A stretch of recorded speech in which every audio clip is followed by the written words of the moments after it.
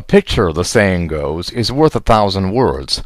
Unfortunately, we have only about 550 with which to appraise a picture that earlier this year raised eyebrows across the country. In it, Arizona Governor Jan Brewer is seen wagging her finger in President Obama's face during his visit to her state. The two were apparently engaged in a discussion of Arizona's controversial immigration laws and of a 2010 White House meeting that Brewer described at the time as very cordial. She has since written a book in which she now claims the president's demeanor was condescending. As to her demeanor in that picture, Brewer said she has a habit of talking with her hands. She also said she felt threatened. Apparently, she thought the scary black man might hurt her, even though he's president of the United States, and they were standing in broad daylight surrounded by security. Good thing he didn't follow her into an elevator. She might have maced him. Perhaps you remember when it was morning in America. It's morning again in America. Today, more men and women will go to work than ever before in our country's history. With interest rates at about half the record highs of 1980, nearly 2,000 families today will buy new homes, more than at any time in the past 4 years. This afternoon, 6,500 young men and women will be married.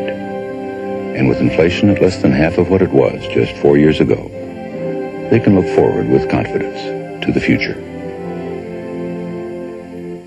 It's morning again in America. And under the leadership of President Reagan, our country is prouder and stronger and better. Why would we ever want to return to where we were less than 4 short years ago?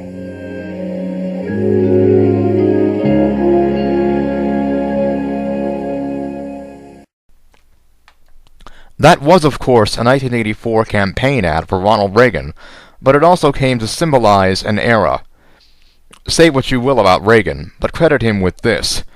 He restored to his party and the nation a sense of vibrant optimism that came as a welcome jolt after Carter's melee and Nixon's crookedness. Nearly 30 years later, as his political offspring attempted to claim his mantle, it is obvious by many measures that none of them was Reagan. But the most glaring deficit is embodied in that picture. It reminds us that Republicans are no longer about sunshine and can-do.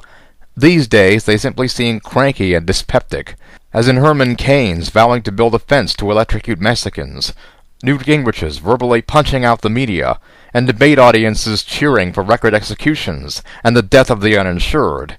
Governor, before I get to Michelle Bachmann, I want to you're a physician, Ron Paul, so you're a doctor. You know something about this subject. Let me ask you this hypothetical question. A healthy 30-year-old young man has a good job, makes a good living, but decides, you know what, I'm not going to spend $200 or $300 a month for health insurance because I'm healthy, I don't need it. But, something terrible happens. All of a sudden, he needs it. Who's going to pay for if he goes into a coma, for example? Who pays for that? In a society that you accept welfareism and socialism, he expects the government to take care of him. What do you want? But what he should do is whatever he wants to do and assume responsibility for himself. My advice to him would have a major medical policy, but not before. But he doesn't have that. He doesn't have it, and he needs intensive care for 6 months. Who pays? That's what freedom is all about, taking your own risk. This whole idea that you have to prepare and take care of everybody. But Congressman, are you saying the society should just let him die? No. As in Jan Brewer poking her finger in the president's face.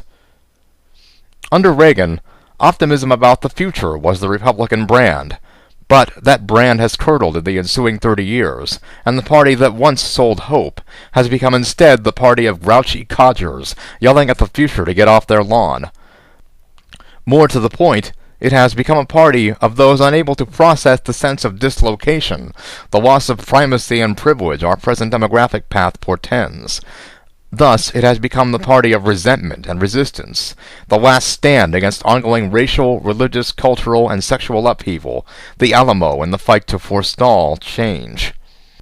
This is why a Jan Brewer feels herself empowered to wag her finger in the face of the president, and why the charisma-challenged Mitt Romney has spent long weeks out in the cold looking for love, like a character in a country song, while bomb-throwing zealots who would have been laughed out of previous elections have taken turns playing front-runner. As of now, they have settled for him, but what Romney offers is not what many in the Republican electorate evidently seek.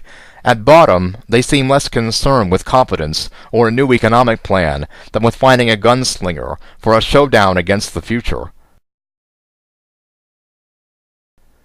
Ronald Reagan would not recognize his party today.